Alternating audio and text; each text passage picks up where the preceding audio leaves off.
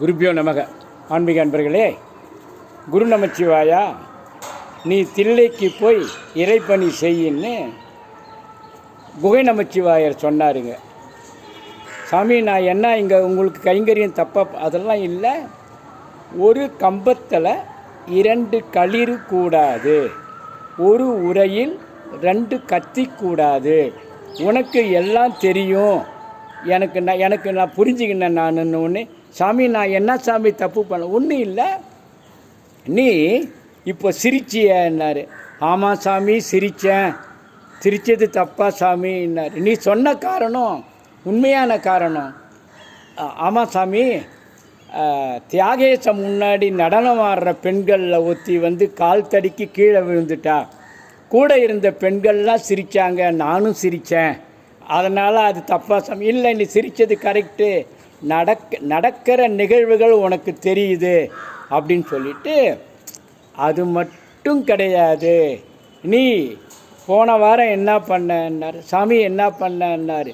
திடீர்னு எல்லாரும் இருக்கும்போது நீ வந்து இதுவை கசக்கின, துணியை கசக்கின.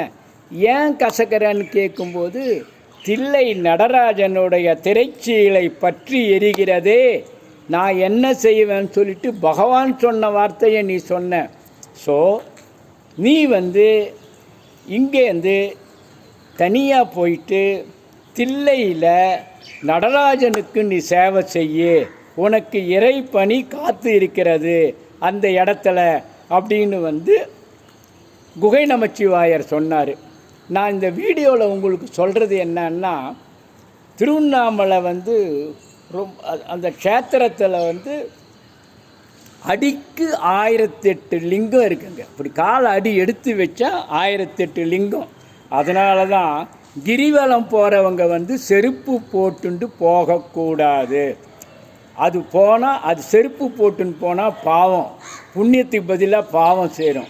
மறுபடியும் சொல்கிறேன், கிரிவலம் போகிறவங்க, அதனால தான் இவ்வளோ பேர் போகிறாங்களே. நான் பார்க்கணும் நிறைய பசங்க, இந்த காலத்து பசங்க அது ஒரு ஃபேஷனாக போட்டுன்னு போகிறாங்க. தேவையில்லை, போடாதீங்க. சாக்ஸு போட்டுக்குங்க, தப்பு கிடையாது, துணி அது. நன்றி, வணக்கம். ஹர ஹர ஹர மகாதேவ்.